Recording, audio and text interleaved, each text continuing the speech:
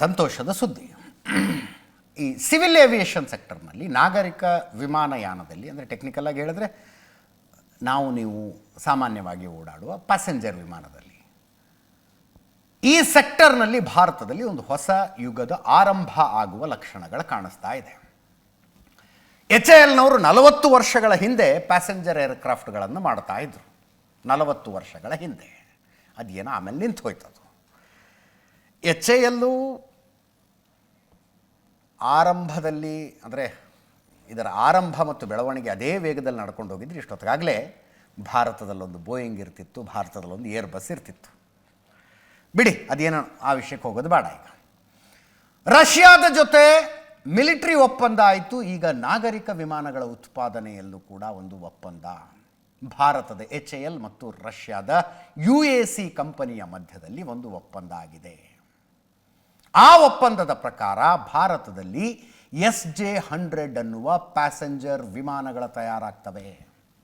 SJ-100 ಅನ್ನುವ 100 ಸೀಟಿನ ಸಾಮರ್ಥ್ಯದ ವಿಮಾನ ಭಾರತದಲ್ಲಿ ಆಗತ್ತೆ. ರಷ್ಯಾದ UAC ಅನ್ನುವ ಕಂಪನಿ SJ-100 ಪ್ಯಾಸೆಂಜರ್ ಏರ್ಕ್ರಾಫ್ಟ್ಗಳನ್ನು ಉತ್ಪಾದನೆ ಮಾಡುತ್ತೆ. ಅದರ ಅಸೆಂಬ್ಲಿಯನ್ನು ಅಥವಾ ಸಣ್ಣ ಪುಟ್ಟ ಕಾಂಪೊನೆಂಟ್ಗಳ ಮ್ಯಾನುಫ್ಯಾಕ್ಚರಿಂಗನ್ನು ಕೂಡ ಭಾರತದಲ್ಲಿ ಮಾಡುವುದಕ್ಕೆ HAL ಜೊತೆ ಒಪ್ಪಂದ ಮಾಡಿಕೊಂಡಿದ್ದಾರೆ. ಮಾಸ್ಕೋದಲ್ಲಿ ಅಗ್ರಿಮೆಂಟ್ ಸೈನ್ ಆಗಿದೆ ಅಕ್ಟೋಬರ್ 27ನೇ ತಾರೀಕು. ಇದೊಂದು ಹೊಸ ಅಧ್ಯಾಯ. ಇದು 40 ವರ್ಷಗಳ ನಂತರ HALನವರು ಮತ್ತೆ ಏರ್ಕ್ರಾಫ್ಟ್ಗಳನ್ನು, ಪ್ಯಾಸೆಂಜರ್ ಏರ್ಕ್ರಾಫ್ಟ್ಗಳನ್ನು ತಯಾರು ಮಾಡೋದಕ್ಕೆ ಹೊರಟಿರೋದು. ಬೋಯಿಂಗು, ಏರ್ ಬಸ್ನಂಥ ಕಂಪನಿಗಳ ಮೂಲಕ ಖರೀದಿ ಮಾಡೋದೇ ಆಗಿತ್ತು. ಮುಂದಿನ 10 ವರ್ಷಗಳಲ್ಲಿ 200 ವಿಮಾನಗಳನ್ನು ತಯಾರಿಸುವ ಟಾರ್ಗೆಟನ್ನು ಇಟ್ಕೊಂಡಿದ್ದಾರೆ. 10 ವರ್ಷಗಳಲ್ಲಿ 200 ವಿಮಾನಗಳು. ಅಂದರೆ ಭಾರತದ ರಿಕ್ವೈರ್ಮೆಂಟು ಪೂರ್ತಿ ಆಗೋದಿಲ್ಲ. ಭಾರತದ ವಿಮಾನಯಾನ ಕಂಪನಿಗಳು ದೊಡ್ಡ ಪ್ರಮಾಣದಲ್ಲಿ ಆರ್ಡರ್ ಪ್ಲೇಸ್ ಮಾಡ್ತಾ ಇದ್ದಾರೆ. ಈಗ ಇಂಡಿಗೋದವ್ರಿಗೆ ಒಂದು 500 ವಿಮಾನ ಬೇಕು. ಟಾಟಾ ಇಡೀ ಪ್ರಪಂಚದ ಇತಿಹಾಸದಲ್ಲಿ, ಇಂಡಿಯನ್ ಏರ್ಲೈನ್ಸ್ ಟಾಟಾದವ್ರಿಗೆ ಹೋದ ಮೇಲೆ ಇಡೀ ಪ್ರಪಂಚದ ಇತಿಹಾಸದಲ್ಲಿ ಅತಿ ದೊಡ್ಡ ಏರ್ಕ್ರಾಫ್ಟ್ ಆರ್ಡರನ್ನು ಟಾಟಾದವ್ರಿಗೆ ಆರ್ಡರ್ ಕೊಟ್ಟಿದ್ದರು. ಎಷ್ಟೋ 571 ವಿಮಾನ ಒಂದೇ ಸಲಕ್ಕೆ ಆರ್ಡರ್ ಕೊಟ್ಟಿದ್ರು ಅವರು. ಅಷ್ಟು ಭಾರತದ ರಿಕ್ವೈರ್ಮೆಂಟ್ ಇದೆ. ಬಟ್ ಅಟ್ಲೀಸ್ಟ್ ಮುಂದಿನ 10 ವರ್ಷಗಳಲ್ಲಿ 200 ವಿಮಾನಗಳನ್ನು ತಯಾರು ಮಾಡೋದಕ್ಕೆ HAL ಹೊರಟಿದೆ. SJ-100 ಅಂತ ವಿಮಾನ ಇದು. 2008ರಲ್ಲಿ ಮೊದಲ ಸಲ SJ-100 ವಿಮಾನ ರಷ್ಯಾದಲ್ಲಿ ಹಾರಾಟ ನಡೆಸಿತು. 2011ರಲ್ಲಿ ಅಧಿಕೃತವಾಗಿ ರಷ್ಯನ್ ಏರ್ಲೈನ್ಸ್ಗೆ ಇದನ್ನು ಸೇರ್ಪಡೆ ಮಾಡಿದ್ರು.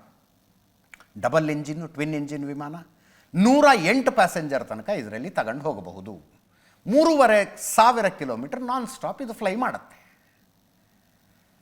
ಇಲ್ಲಿ ತನಕ 200ಕ್ಕೂ ಹೆಚ್ಚು SJ-100ಗಳ ಉತ್ಪಾದನೆಯಾಗಿದ್ದಾವೆ.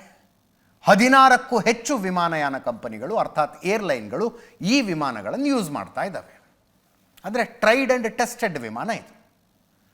317 ಕೋಟಿಯಿಂದ 440 ಕೋಟಿಯ ತನಕ ರೇಟ್ ಆಗುತ್ತೆ ಇದರದ್ದು. ಒಂದರದ್ದು 317 ಕೋಟಿಯಿಂದ 440 ಕೋಟಿ, ಡಿಪೆಂಡಿಂಗ್ ಆನ್ ಸ್ಪೆಸಿಫಿಕೇಷನ್ಸ್. ಬಟ್ ಇದರದ್ದು ಪ್ರೈಸ್ ಕಂಪೇರ್ ಮಾಡಿ ನೀವು, SJ-100 108 ಪ್ರಯಾಣಿಕರನ್ನ ತಗೊಂಡೋಗುತ್ತೆ. 317ರಿಂದ 440 ಕೋಟಿ ಆಗುತ್ತೆ.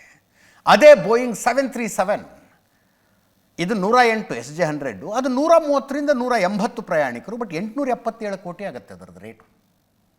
ಏರ್ ಬಸ್ A319 122 ಪ್ಯಾಸೆಂಜರ್ ಕರ್ಕೊಂಡು ಹೋಗುತ್ತೆ, 788 ಕೋಟಿ ರೇಟ್ ಆಗುತ್ತೆ. ಅಂದರೆ 122 ಪ್ಯಾಸೆಂಜರ್ನ ಕರೆದುಕೊಂಡು ಹೋಗುವ ವಿಮಾನದ ಅರ್ಧ ರೇಟ್ನಲ್ಲಿ 108 ಪ್ಯಾಸೆಂಜರ್ಸನ್ನ ತಗೊಂಡು ಹೋಗ್ಬೋದು ಅಂತ. ನೀವು ಏರ್ಕ್ರಾಫ್ಟಿನ ಕಾಸ್ಟೇ ಅತಿ ದೊಡ್ಡ ಎಕ್ಸ್ಪೆಂಡಿಚರ್ ಒಂದು ಏರ್ಲೈನ್ಗೆ. ಅದೇ ಅರ್ಧಕ್ಕರ್ಧ ಬಂದುಬಿಟ್ರೆ ಸಹಜವಾಗಿ ಏರ್ ಟಿಕೆಟ್ ಪ್ರೈಸ್ ಮೇಲೆ ಅದರ ಪರಿಣಾಮ ಆಗತ್ತೆ ಅಂತ ಅನ್ಕೋಬಹುದು.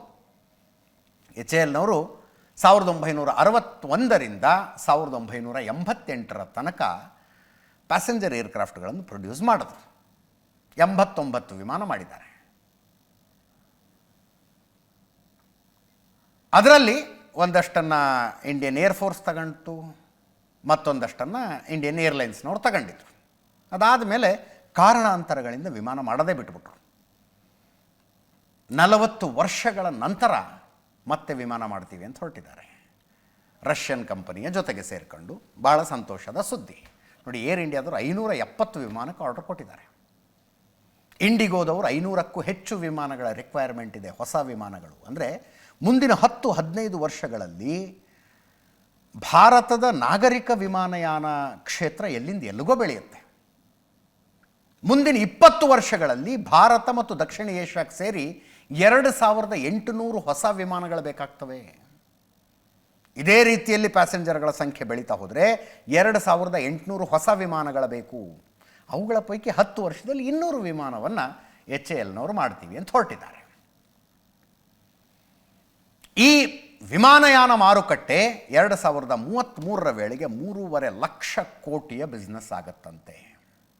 3.5 ಲಕ್ಷ ಕೋಟಿ ಬಿಸ್ನೆಸ್ ಆಗತ್ತಂತೆ.